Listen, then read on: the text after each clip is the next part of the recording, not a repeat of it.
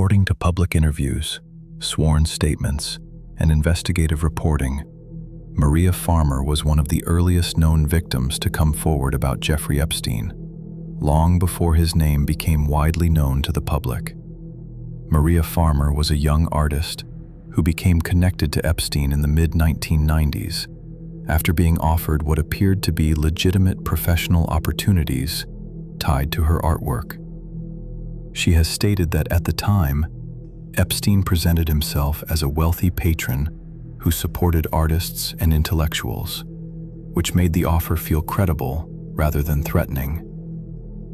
According to Maria Farmer's account, her involvement with Epstein quickly shifted from professional to disturbing, as she began to experience sexual abuse that she later described as coercive and terrifying. She has testified that Epstein used isolation, intimidation, and his authority to control her, making it clear that resistance would come with consequences. Maria has stated that she felt trapped not only by fear, but by the imbalance of power and the sense that Epstein was protected by wealth and influence. Maria Farmer has said that her experiences were not limited to a single location, but extended across Epstein's properties, including his residence in New York and his private island, Little St. James. According to her statements, the island was a place of extreme isolation, where Epstein exercised total control over the environment and the people inside it. She has described the island as a setting where normal rules did not apply, and where abuse could occur without oversight or accountability. Maria Farmer has alleged that she witnessed other young girls around Epstein, some of whom appeared frightened, confused, or deeply uncomfortable.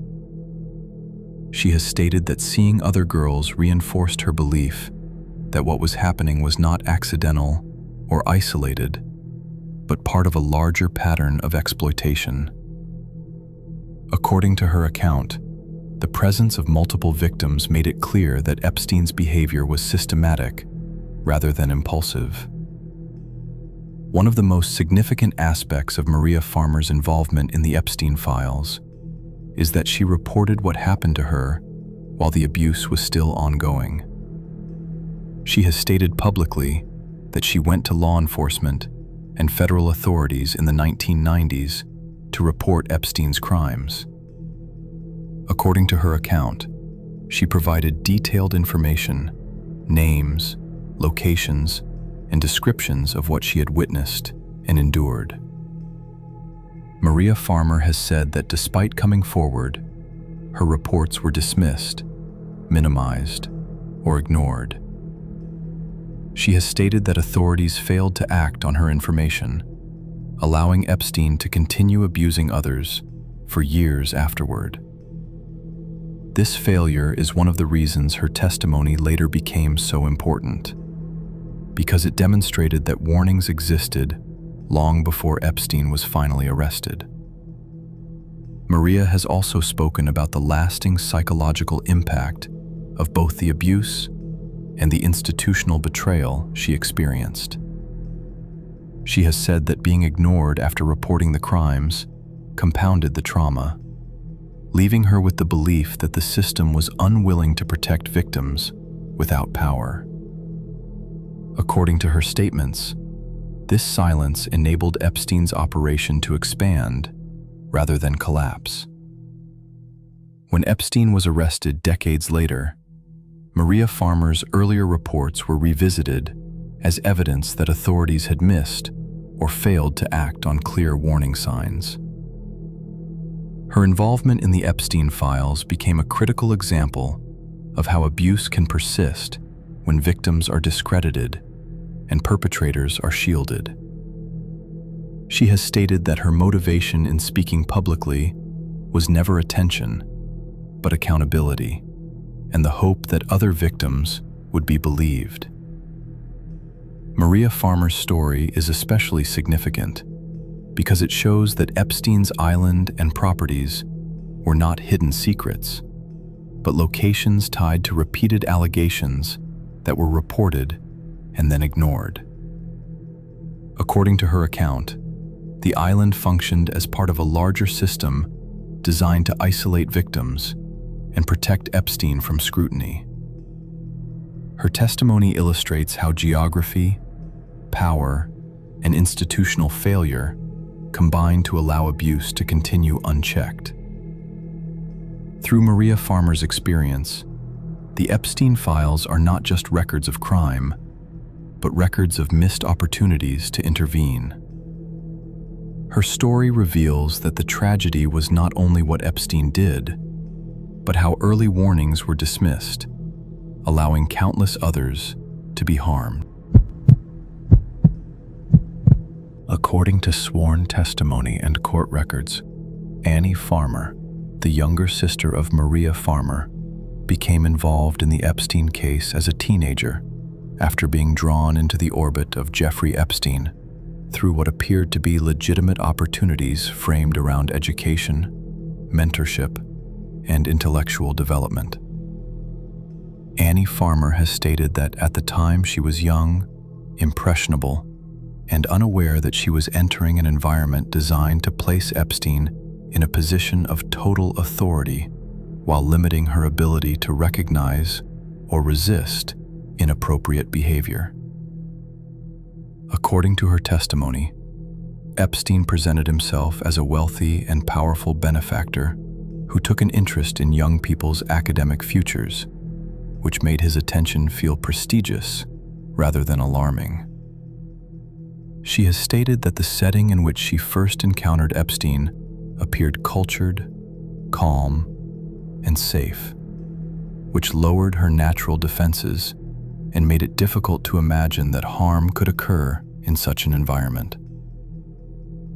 Annie Farmer has testified that once she was inside Epstein's world, subtle pressure began to replace any sense of autonomy she previously had. She has stated that Epstein controlled the environment through his status, his confidence, and the unspoken expectation that his authority should not be questioned. According to her account, this dynamic created confusion rather than immediate fear, because nothing about the situation resembled the stereotypical image of danger. Annie Farmer has testified under oath that Epstein sexually assaulted her, describing the experience as frightening, disorienting, and paralyzing. She has stated that during the assault she froze and felt unable to resist, not because she consented, but because fear and shock overwhelmed her ability to respond. According to her testimony, Epstein behaved as though compliance was expected, which reinforced the imbalance of power and deepened her sense of helplessness. Annie Farmer has stated that after the assault, she struggled to process what had happened because Epstein continued to present himself as calm, normal, and unthreatening. She has said that this contrast between his public demeanor and his private actions made it difficult for her to articulate the harm she experienced, even to herself. While Annie Farmer has been careful to distinguish between what she personally witnessed and what she later learned, she has stated that the broader environment surrounding Epstein was one in which exploitation could occur without resistance. According to her account, Epstein's properties were spaces where he dictated the rules and where young people were placed in positions of dependence and vulnerability. Annie Farmer has testified that she did not initially understand the full scope of Epstein's behavior until later in life, when she learned that her older sister had also been abused by him years earlier. She has stated that this realization was devastating because it revealed that what she experienced was not an isolated incident, but part of a repeated pattern that affected multiple victims within the same family. According to Annie Farmer's testimony, learning about her sister's experience helped her contextualize her own trauma and recognize the deliberate nature of Epstein's actions. She has stated that the similarities between their experiences demonstrated how Epstein used the same methods of grooming, manipulation, and control across different victims and time periods. Annie Farmer's involvement in the Epstein files became especially important because her testimony corroborated earlier warnings that had been ignored when her sister attempted to report Epstein in the 1990s. She has stated that knowing authorities failed to act on those early reports compounded her sense of betrayal and deepened the psychological impact of the abuse. Although Annie Farmer did not describe witnessing abuse on Epstein's island in the same detailed way as some other victims, she has stated that Epstein's properties functioned as controlled environments where his power was unquestioned and unchecked.